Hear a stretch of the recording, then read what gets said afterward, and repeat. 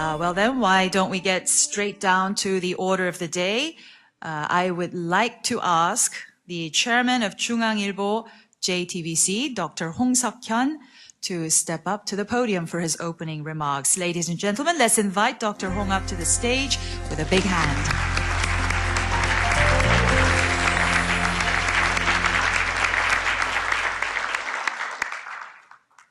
Thank you all for being with us this morning for the J Global Chatham House Forum. Over the weekend, North Korean leader Kim Jong-un grabbed the headlines once again with a surprise diplomatic coup. You're probably just as stunned as I was to learn that he had sent his closed top aides to the closing ceremony of the Incheon Asian Games. This move shows us just how quickly situations can develop on the Korean Peninsula. Whatever the motivation behind Kim Jong-un's audacious action, it is our hope that it will bring about a turnaround in the current confrontational relationship between the two Koreas. Ladies and gentlemen, this is the first J Global Chatham House Forum. 중앙일보 is proud to be associated with Chatham House, which has for decades been one of the most influential think tanks in the world. Speaking of difficult and controversial issues, Northeast Asia has a fair share of tough problems. The three major players in the region, namely the Republic of Korea, China, and Japan, appear to be playing out our own version of the saying that two is company, but three is a crowd. Our three countries have not been able to find common ground on a long list of issues, from territorial disputes, differences over history, to North Korea. It is fair enough to say that there is never a dull moment in Northeast Asia. Looking at the model of integration in Europe, there are calls for a new order in East Asia, moving beyond bilateral and multilateral differences. What are the lessons we can learn from Europe's experience of integration? If issues tangled in the past, perhaps one way to move forward is to focus on regional economic integration for now.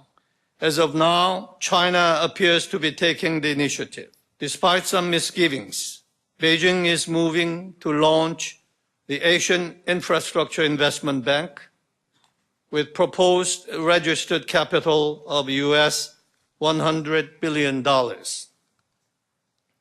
When launched, what sort of impact will this new entity have on East Asia? I'll be interested to hear your views on this as well. It took Europe 60 years to get to where it is today. Considering the faster pace of change in East Asia, perhaps we can achieve that sort of integration in a relatively shorter span of time, and we're better to get the discussions rolling than at a forum like this. Thank you. Thank you very much, Dr. Hong. Prime Minister Rudd, I turn the mic over to you. Thank you very much. And Chairman Hong, thank you for making this look like an American television set. I don't know whether I'm on Oprah Winfrey or something else, but I'll do my best. As the gods would have it, this forum is being held at a particularly important time here on the Korean Peninsula. The entire international community, and those I believe gathered in this room, welcome this most recent visit by the highest level North Korean delegation to visit the South over this last weekend, and certainly the highest level contact between the two sides in perhaps the last 6 years.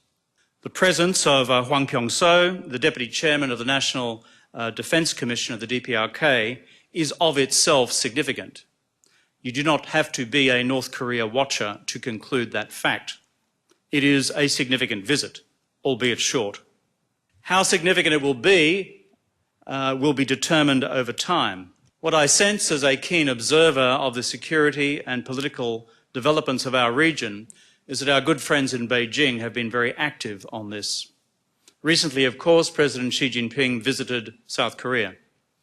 The Chinese leadership desire a good and strong relationship with South Korea.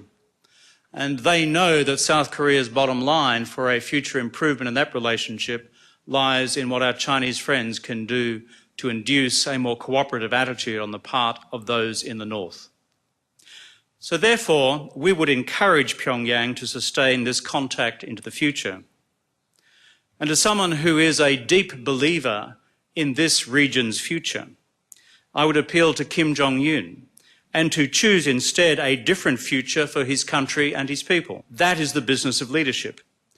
To open the 38th parallel in a way that European leaders did a quarter of a century ago when the Berlin Wall fell. That way, Kim Jong-un could indeed become a great figure in history, not just on this peninsula, but in Asia and across the world. It's against this background of recent developments on the peninsula itself that we look at the wider theatre of Northeast Asia, and we are asked to embrace the question of peace and cooperation in Northeast Asia for the future. When we look around this wider region, in fact, we see political and security tensions which are alive in many, if not most, of the relationships. The core point I would like to make to you all here at this conference today, as we step back from the immediacy and the complexity of each of the security issues that I have just listed, is this. Most of these issues have been handled and are being dealt with bilaterally. And we need to reflect on one core fact, that in handling these security relationships almost exclusively bilaterally, this has not been universally successful. And we are asked, therefore, in this conference to begin to think more broadly about other exercises in regionalism. The strategic rationale which underpinned the European Union back in the early 50s was how could the great powers of Europe, in particular France and Germany, avoid conflict and war again, having succeeded in destroying one another effectively on 3 occasions since 1870. And as a result, the great statesmen of Europe concluded that evolving an institution across Europe which was rooted in the economy was the best way of doing that. And this is what our European friends did. Thank you very much.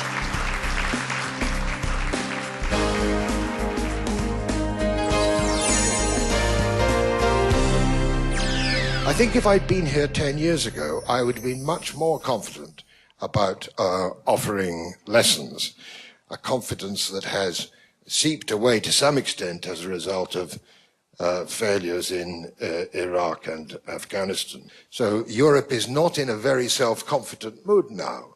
The European Union much less popular among the citizens of the member states than it was even 10 years ago, certainly 20 years ago. However, I would like to try to focus our debate on 3 potential lessons from the last 50-year history of Europe, taking a slightly longer view, and I'll personalize them on 3 people. First, the Kissinger lesson. Dr. Kissinger managed to deepen the relationship between the United States and the Soviet Union. He managed to deepen it without ever being accused of being soft. The relationship behind the scenes contained much more trust than was visible on the surface. Perhaps one issue to consider is whether the US-Chinese relationship now, though very wide, is sufficiently deep, and if there are sufficient attempts all the time to widen the areas of negotiation. Secondly, I would say there's a Giscard question. I think if you look at this, the CSCE, 1975, and the organization that emerged from it, the OSCE, even although it is now apparently unable to handle the problem of the Ukraine, it has done a great deal of good supervising interstate quarrels so that they stay at a level below military conflict. So I think it is possible that the Giscard question is one we should be addressing. Is there a need for some equivalent to the OSCE, which was the son of a French initiative in 1975? I thought it might be useful to take, as it were, the Giscard question as a starting point. And trained as a historian, my natural instinct is to go back and look at past experiences. I think it's perhaps worth emphasizing that there are both striking similarities, if one thinks back to the 1970s, between the current situation now and the situation then, and also very palpable differences between then and now. The blocks are perhaps not as solid as they once were in the European context. And we only have to look at the difficulties that Tokyo and Seoul are now experiencing to be reminded of that problem. And as Kevin Rudd mentioned this morning, we have the problem of weak security institutions and underdeveloped regionalism. NATO has no parallels, of course, in the current context. And perhaps one of the most important differences between the 1970s was that these initiatives, very important as Lord Kerr emphasized in a gradual context, were all taking place against the backdrop of détente. I think it's also very striking as a means of sort of illustrating some of these differences. If one takes the 10 guiding principles that were the basis of 1975 and the Helsinki process, just to list them and then to think about them in relation to what's currently happening, I think one has a very immediate measure of just how difficult the current situation is. Sovereign equality, refraining from threat or the use of force, a commitment to the peaceful settlement of disputes, a clear commitment to non-intervention in the affairs of other countries. All of those factors, worthy aspirations, but also partly reflected through the Helsinki process, seem strikingly absent in many of the disputes that divide the region. When it comes to the broader question of whether it's possible to rebuild order in the region, look at the challenges that the region faces. First of all, the threats to security appear very differently depending on where we sit. Secondly, the institutional mechanisms for meeting these challenges, as we've heard this morning, are partial, they're not comprehensive. And although President Park has talked ambitiously about a Northeast Asia Peace and Cooperation Initiative, it still seems an idea whose time has yet to have arrived. Perhaps very fundamentally, at least from the perspective of Japan, a country that I was visiting last week, I'm struck by the extent to which, within Japan, both in political and bureaucratic circles, there is a perception that China is intentionally challenging the post-war, post-1945 order in a way that reflects very deep-seated traditional conceptions of a hierarchical relationship between China and its neighbors. Perhaps most important of all, I think, and the biggest worry, and again this reflects some of the things I was hearing when I was in Tokyo, is the emergence of popular nationalism and the populist agenda that seems to drive the political debate in Northeast Asia. And we're all very familiar, of course, with some of the issues that have been uppermost in relations between Seoul and Tokyo. The problem here, I think, is less a question of what the particular priorities are of the Japanese government, but simply the perception that Japan has given up on some of its key partnerships, most importantly with South Korea, and the expectation that there will be, in a sense, far from a pragmatic approach on the part of Japan's leadership, an approach that is inherently more emotional. And that emotion, I think, is arguably a problem that will get in the way of the type of strategic planning that's so necessary. There's more I could say about potential solutions, but perhaps I'll leave it there at this stage. Thank you very much, John. And I certainly agree that the problems we see in Europe of political populism these days have echoes in Asia as well. The emotional upswing is hard for politicians to control, and the temptation is to ride it. And thirdly, there's the Helmut Kohl issue. Perhaps it's the most relevant of all at the moment. I believe Helmut Kohl was the outstanding European statesman in the second half of the 20th century. I believe Helmut Kohl's handling of the bringing down of the Iron Curtain was exemplary. He ignored all the advice he got from his friends like the British and moved straight ahead. His friends like the British were saying, there will be a huge economic shock if you unite all in one go. Helmut Kohl, in my view, greatly to his credit, paid no attention. There was a huge economic shock to West Germany, but it was a shock that was overcome. And he was right to seize the moment. He did the right thing. That's my view. It seems to me to be a particularly relevant issue for today here in Korea, where we have heard the very interesting, very encouraging news over the weekend. And I do hope that if there is another moment coming, another moment of opportunity, that it will be responded to in the spirit of Helmut Kohl. 지난 주말 우리를 적지 않게 놀라게 했던 남북 관계 새 진전 가능성에 대한 개인적인 의견을 말씀을 드리겠습니다. 저는 뉴스를 보고 약간은 놀랐고 많이는 놀라지 않았습니다. 아세안 게임을 방문했습니다만 이것이 앞으로 생산적인 결과를 창출하려면 북한에 대한 체제 보장이라고 하는 것을 북한의 비핵화와 어떤 식으로 맞물려서 얘기할 수 있는 것인가, 또 중국이 얼마나 설득력을 가지고 이 문제를 풀어갈 것인가, 그 속에서 남북한이 어떻게 불가침을 서로 얘기할 수 있는 것이냐 하는 대단히 중요한 문제에 봉착을 하고 있습니다. 단중기적으로는 그중에도 가장 큰 문제는 아마도 중국의 역할이라고 생각을 합니다. 그런데 문제는 중국이 지금보다 더 적극적인 역할을 하려면 미국은 중국을 포텐셜 파트너로, 일본은 중국을 포텐셜 애니미로, 한국은 한중 관계 네트워크라고 하는 것을 점차 넓혀갈 수 있는 가능성이 있는 대상으로 생각하는 속에서 중국이 얼마나 과감하게 이 문제를 북한이 당면하고 있는 남북한 관계 개선의 환경 개선과 북한의 병진 노선을 조화시키도록 적극적으로 나설 수 있느냐 하는 것이 최대 관건이기 때문에 한반도 문제는 1차적으로는 북한의 노력이 가장 중요하지만은 2차적으로는 한국의 노력이고 마지막으로는 미중 러일의 문제일 수밖에 없다고 생각합니다. I mean, I'm sure there's nobody here who is in any doubt of the unacceptability of the nuclear policy being pursued in the North at the moment. I suppose the question really is whether one makes a change in that policy a precondition for a development of in other spheres of the relationship. Thank you very much, Dr. Ha, and thank you for bringing us back to the central issue, which we haven't really discussed enough, which is what does China want? What actually does China want?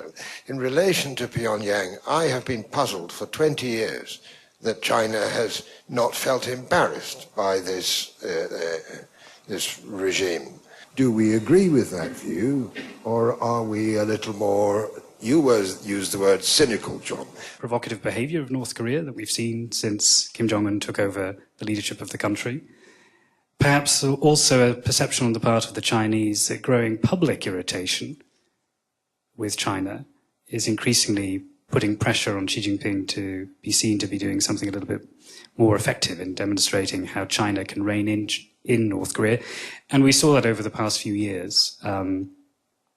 Even at the time of the Cheonan sinking, there was a perception that China was able, within limits, to control its somewhat unpredictable ally. When I think about the intentions of China, North Korea, South Korea, and Japan, the most difficult question may be, what are they thinking? My answer is I don't know. But I tend to speculate what China wants to do and what North Korea wants to do. And theoretically or logically speaking, as Xi Jinping has made it clear, China wants to have a calm international relations and clean the front gate for the stable growth for the future. That is true. One of the problems is that everybody has a slightly different threat perception. That may have led the differences in the policy priorities. For instance, Japanese are so much concerned about abductees or the missiles, mid-range missiles, while China, perhaps South Koreans to see stable situation on the peninsula as a whole, and everybody has agreed to dislike nuclear weapons, any kinds of nuclear weapons on the peninsula. And my bottom line is no players in this region or outside of the region. Nobody should seek one objective at the expense of others. So if we don't want to see nuclear weapons, that should not be reached by chaotic outcome in North Korea. Those are the things we really need to discuss among others with the help of outsiders.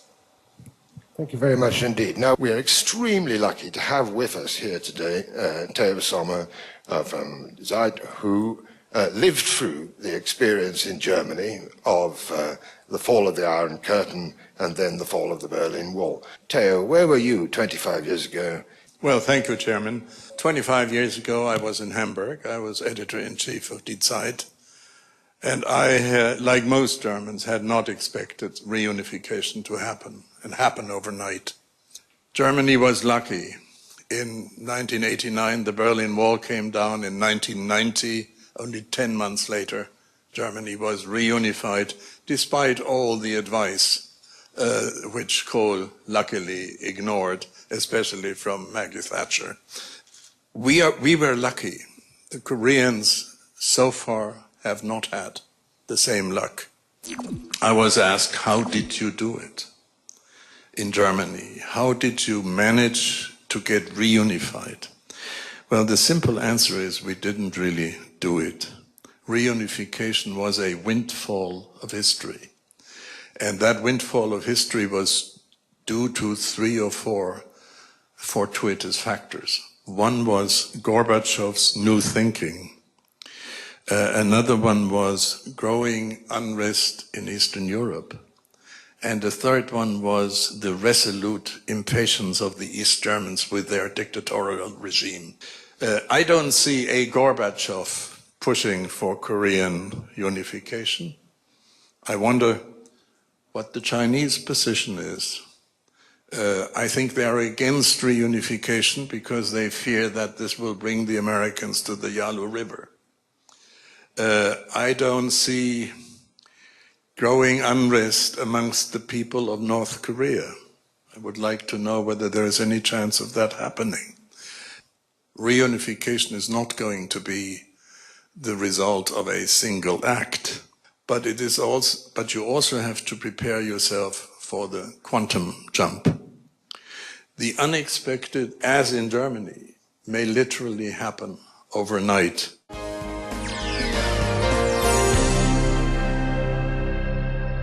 작년에 시진핑 국가 주석이 오바마 대통령하고 만났죠. 만나가지고 거기에서 신대국 관계를 처음으로 공식으로 제기를 했고, 그것이 앞으로 미국과 중국과의 양자 관계를 이끌어 나가는 그런 중요한 이념적인 틀이 된다고 그렇게 이 얘기를 한 바가 있습니다. 그런데 정확한 내용이 알려져 있지가 않습니다.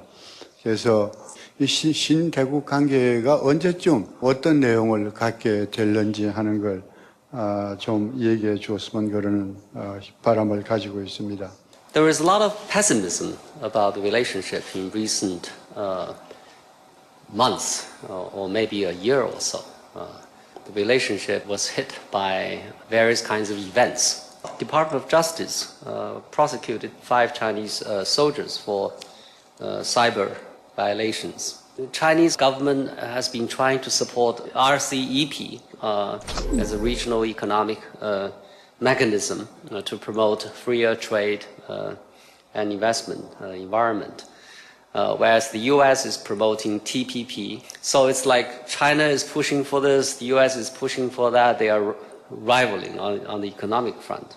People begin to argue that maybe we are, instead of getting a new type of great power relationship. We get a old type of a great power relationship. On the surface, it's true.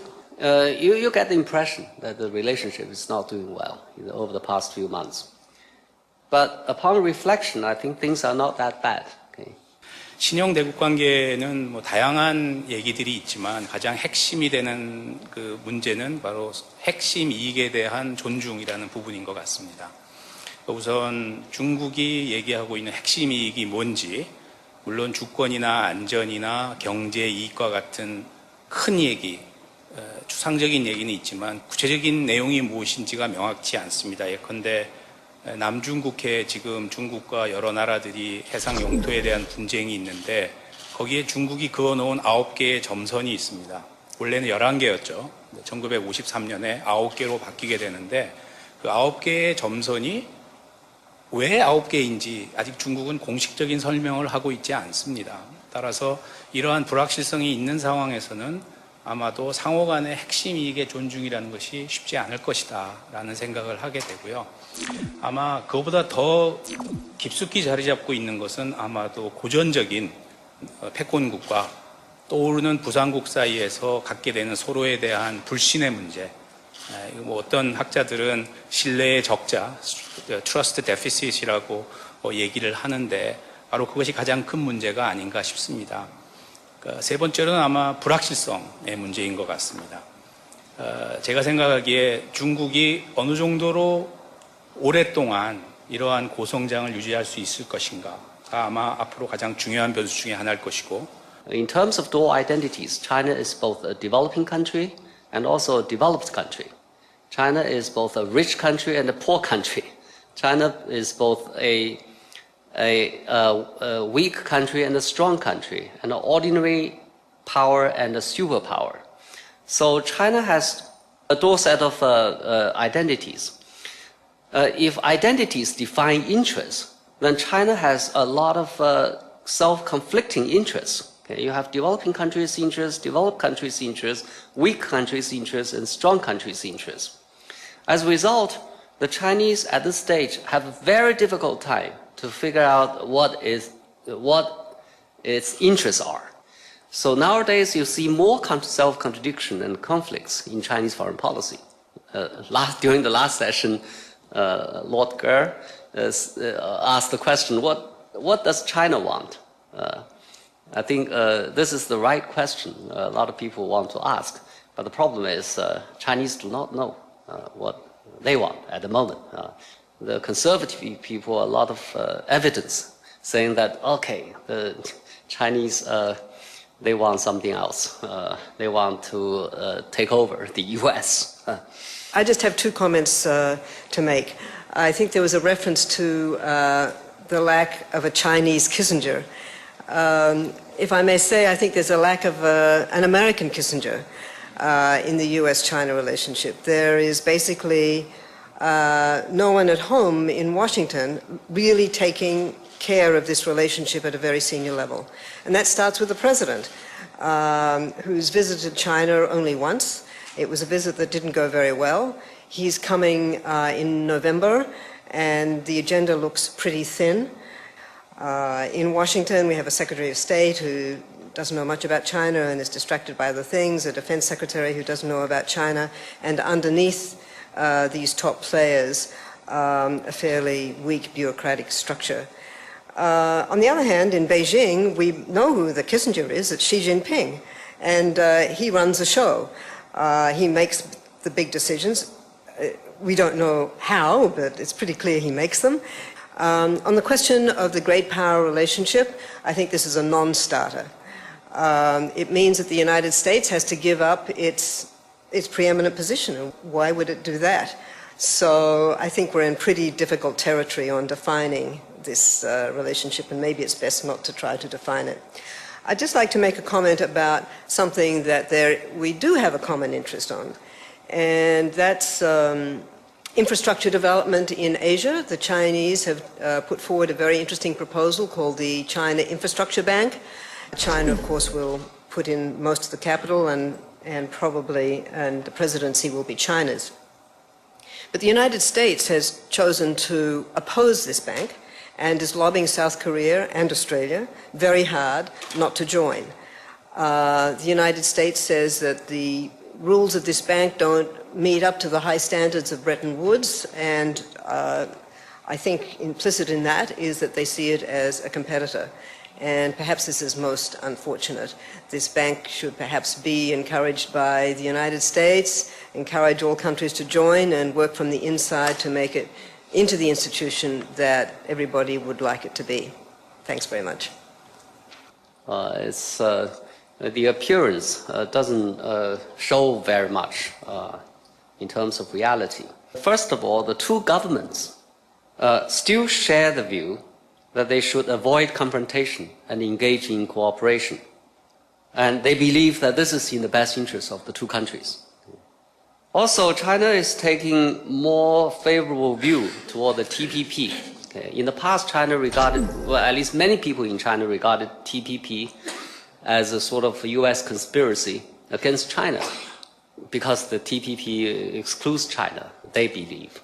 But nowadays, they believe, this is the direction China should conduct reforms and to keep up with the trend of international economic arrangement. At the moment, it is at a low ebb, but only during the recent history. Okay? If you take a longer perspective, the relationship has never been better. 전반적으로 봤을 때 중국은 이미 예전에 패권을 추구하지 않고 우두머리가 되지 않겠다라는 원칙 중에서 우두머리가 되지 않겠다라는 원칙은 이미 말을 하지 않고 있습니다. 중국말로 뿌당토우라고 하는 것인데 이 말은 이미 공식적인 얘기에서 사라졌습니다. 제3자 입장에서 미중 관계를 바라볼 때 조금 우려스러운 것은 특히 동아시아에서 지금 미국과 중국 사이에 이걸 영어로 통역들이 어떻게 번역할지는 모르겠지만 기싸움이 빈번해지고 있습니다. 예를 들면 배와 배 사이에 대치가 일어난다든지 최근에 일어났듯이 중국과 미국의 전투기 사이에서 아주 몇십 미터 사이로 아주 고개 비행을 하면서 서로를 위협한다든지 냉전도 아니고 열전도 아닌 미지근한 상황에서 미국과 중국이 지역 국가들에게 원하는 것은 아마도 너 우리 편이야 아니야를 자꾸 물어보는 시소 게임이 생길 것이라는 겁니다. 최근에 미국의 바이든 부통령이 와서 미국 반대쪽에 배팅을 하는 것은 그렇게 좋은 배팅이 아니다라고 명시적으로 얘기까지 했었습니다. 전략적, 군사적, 경제적으로 다 대척점을 만들어가고 있는 상황에서 영내의 국가들은 상당히 좀 어려움을 받을 수도 있겠다 이런 생각이 듭니다. 시진핑처럼 지금 위험한 시기를 겪고 있는 지도자는 또 없는 것 같습니다. 왜 그러냐면 반부패 투쟁이라는 것이 그 대외 정책에서 어떤 국내적인 권력의 정당성을 강화하고 이를 바탕으로 해서 기존의 어떤 그 기득권 세력들을 다시 압박하는 그런 상황에 있지 않는가라는 생각이 듭니다. 그리고 미중 경쟁이 이제 기존에는 어떤 이슈 베이스된 어떤 그 경쟁이었다면 이제는 훨씬 더 그 규범과 제도를 놓고 경쟁하는 단계로 이미 들어서고 있다. 세계적 금융위기 이후에 대단히 큰 어떤 자신감을 바탕으로 해서 그들의 어떤 아이덴티티가 발전 도상국에서 이제는 강대국 아이덴티티로 전환하고 있고 그에 합당하게 이제 새로운 어떤 전략들을 구상하고 있는 것이 아닌가라는 생각이 듭니다. 그 AIIB라든가 브릭스 은행이라든가 그 다음에 새로운 강대국 관계 이런 것들을 하나하나 이렇게 놓고 보면 그 중국이 마치 바둑을 두듯이 아주 장기적이고 전략적이면서도 대상은 글로벌한 차원에서 훨씬 더 구체적인 어떤 전략들을 이제는 개혁개방 이후에 최초로 이미 세워가고 있는 것이 아닌가라는 생각이 듭니다. 아까 그 편짝이라고 그럴까요? 그런 거 상당히 강하게 중국이 드라이브하는 것 같아요. 주변 국가에게 가하는 압력으로밖에 해석될 수 없는 그런 것이 대단히 눈에 띄게 증가하고 있고 거기에 대한 우리 짜증고 교수나 혹은 다른 분들의 코멘트가 있으면 감사하겠습니다. I think China has become more proactive, but other countries involved have also become proactive. So far, China has not claimed things that hasn't claimed before. Asia Infrastructure Investment Bank idea, initiative came out of this contest. People may say China wants to control the instrument by investing more than 50%, about 50% of the capital. But I think this is negotiable. Okay? If other countries want to invest 50%, it's good for China. China can create another bank that can invest another 10% or 50% there. As long as we have these banks, then we have more capital for infrastructure development. This is good for the region. It's also good for China. What strikes me as someone who has spent a reasonable amount of time in China over the years and a lot of time in America is that I've never found two countries in the world more fascinated in each other, yet at the same time totally non-comprehending of each other. Very fascinated in each other, but constantly misunderstanding each other at the same time. And I think that continues to the present.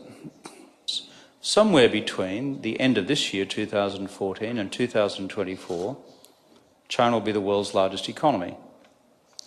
That has an effect.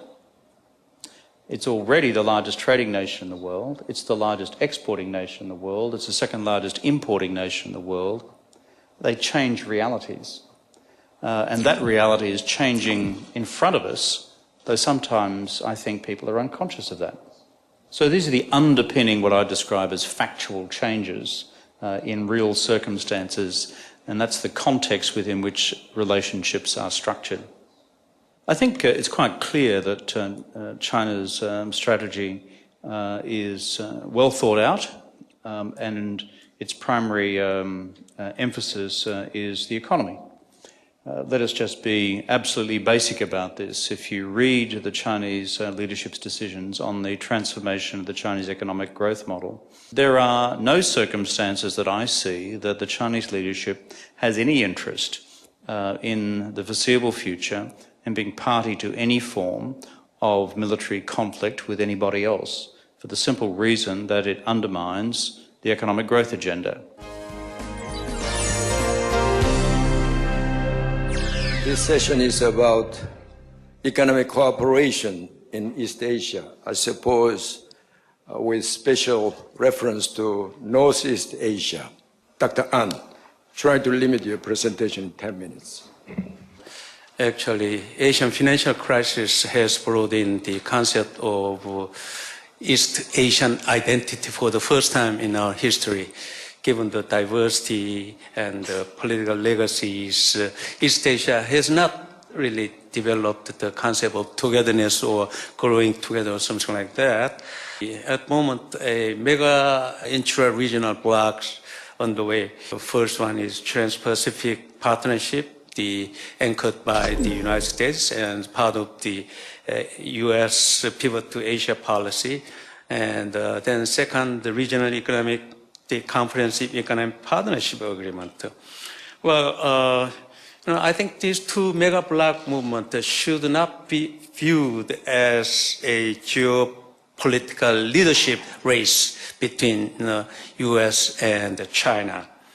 Well, there are ample reasons why we should view them as a mutually complementary bloc movement. First, most of members APEC belongs to either TPP or RCEP, and within the APEC framework, we have been advocating the free trade area through Asia Pacific. The framework. China is interested in even pursuing a bilateral FTA with the United States. Therefore, I really would like to both mega movement, although different in terms of the quality, in terms of the openness, down the road, these two should be converged into one. And Korea perhaps can play one active role because we already declared that Korea would join TPP, although we may not obtain the founding member status. At the moment, the TPP proposed 12 initial the founding members.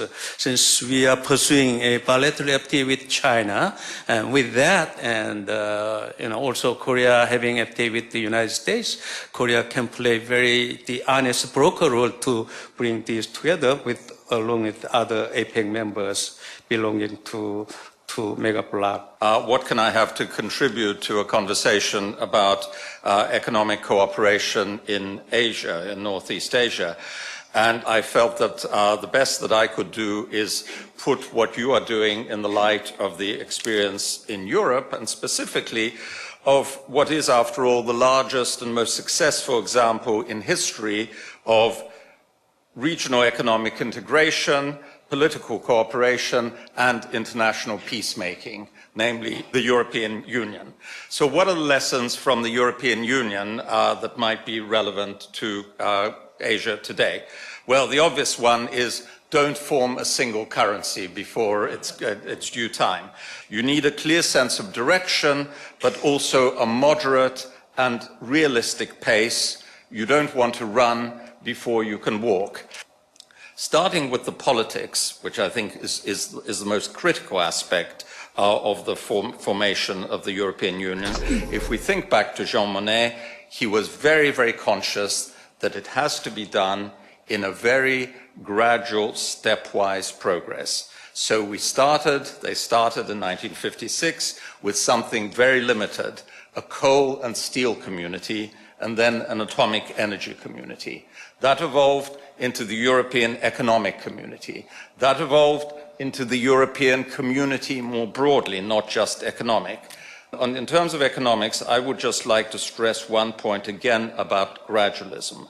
And the challenges of full-scale financial integration, as we found in Europe with the single currency project, are much greater than the challenges of gradual economic integration. Financial integration, at least I would argue this has been the experience of Europe, has benefited rather narrow segments of society, particular industries, and frankly, only a few particular countries. The country where I live, the United Kingdom, has benefited enormously from financial integration. Luxembourg has benefited, Ireland has benefited, but it's much less clear what the gains of financial integration have been to the other members of the European Union. Also, the role of the US is going to be very, very different. The US was really an impartial observer, a benign but impartial observer in European integration in the 50s and 60s. In Asia, it is much more actively involved through TPP and so on. Now, that is welcome in some ways, but it's also a reason for caution in others, because the US involvement, and particularly the US leadership, is one that is directed, quite understandably, primarily towards American interests, not towards Asian interests. And therefore, the aspects of integration that the US is bound to stress through processes like the TPP are not necessarily the ones that would be at the top of the agenda for Europe, for Asia. And this really leads me to my conclusion, which is that if there is going to be successful economic integration along the European lines and in Asia, the initiative really ought to come from within Asia. You should not be relying for outside leadership from the US or Europe or anywhere else. 지금 중국이 좀 제안한 소위 AIIB, 아시아 인프라스트럭처 투자 은행에 대해서 한국이 참여하지 못하도록 하는 포지션을 갖고 있다. 난 오피셜 다큐멘트에 난 미국이 그런 게 잘 모르겠습니다만은 만약에 미국이 그랬다면 저는 미국이 잘못됐다고 생각합니다. 에이시안 마니터리 펀드라든지 뭐라고 부르든지 뭐라고 부르든 간에 운영하는 원칙이 모드 오브 오퍼레이션이 지금 있는 세계 국제기구의 그 원칙과 이 일관되게만 한다면은 그렇다면은 이것을 반드시 반대할 이유가 없다. 왜 그러냐면은 브레튼 우드 인스티튜션, 즉 IMF나 월드뱅크의 리소스가 리밋되어 있기 때문에 아세아에 그런 것이 만들어져 가지고 이 리전의 문제를 해결한다면은 그 아이디어에 미국도 적극적으로 파티시페이트 해야 되지 이걸 반대할 이유가 없다. 난 그때도 이렇게 생각했는데 지금 AIIB도 저는 꼭 같다고 생각을 합니다. AIIB도 한국 같은 나라가 들어가서 또 미국도 ADB에도 미국이 지금 들어가 있는데 적극적으로 참여를 해서 이 기구가 지금 있는 세계은행이라든지 ADB와 경쟁적인 컴페리티브한 그런 반드시 그런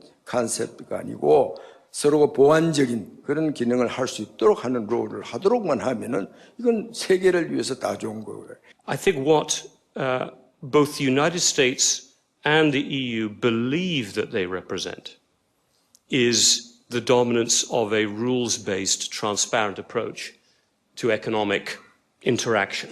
And I think it would be wonderful if we could have a kind of the parallel of the US being the big driver to Europe, if that parallel could be then moved to ASEAN and other countries bolted into it, with China being the big driver. But as Anatole said, and I suppose as I'm saying as well, can China play that role if it is unable to sign up to the rule of law? I had the opportunity to ask a question on the record, so I can repeat it here, that I did not get an answer to when Premier Li Keqiang visited London 5-6 months ago. And I asked the question, can you have the rule of law and the continued rule by the Communist Party in China? My sense is that's going to be really difficult. Can you separate out a kind of rule of economic law, which I think they're trying to do, while leaving the rule of political law on the other side? If that can't be done, then the worry in the West is that that broader Northeast Asia community will be sucked into the Chinese way of doing business, which is less transparent, and that will disadvantage Europe and America. It will also disadvantage citizens in Asia as well in the long term. In terms of the rule of law, not sure necessarily that democracy by itself can assure rule of law, because we've seen in the world many democratic countries that rule of law is not properly enforced. So I think we need more than simply that aspect. Furthermore, I'm not sure whether we need political reform in China before we can actually further integrate in Asia. I don't think that political type of political structure in one country should not be an impediment for further integration in Asia, for at least for the kind of integration that we are hoping to achieve probably in the next 10, 20 years. A comment to our colleagues here on monetary cooperation. I fully agree that we shouldn't aim for a common currency in Asia. I don't think it will work ever. But I think there is still a lot of scope to make advances, particularly I think in terms of the international monetary system, there is scope to further progress. The over-reliance on the US dollar alone is creating problems in Asia. There is certainly some scope for utilizing more Asian currencies for intra-Asia trade. That can certainly provide greater stability in the FX market, as well as bring in new order in the international monetary system. Could I just say on that, I completely agree. In fact, that's what I was trying to suggest myself. And, I talked about domestic deepening of financial markets. Well, what I really meant was, for an economy like Korea, domestic is enough, perhaps, but certainly for smaller Asian economies, it isn't. And a regional deepening is exactly what I was talking about.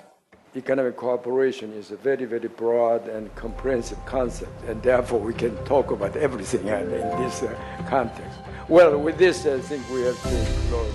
Please join me in thanking our panelists.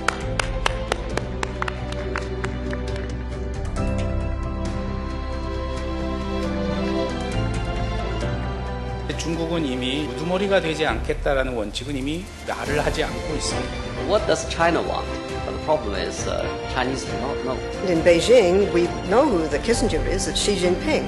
The US or Europe or anywhere else.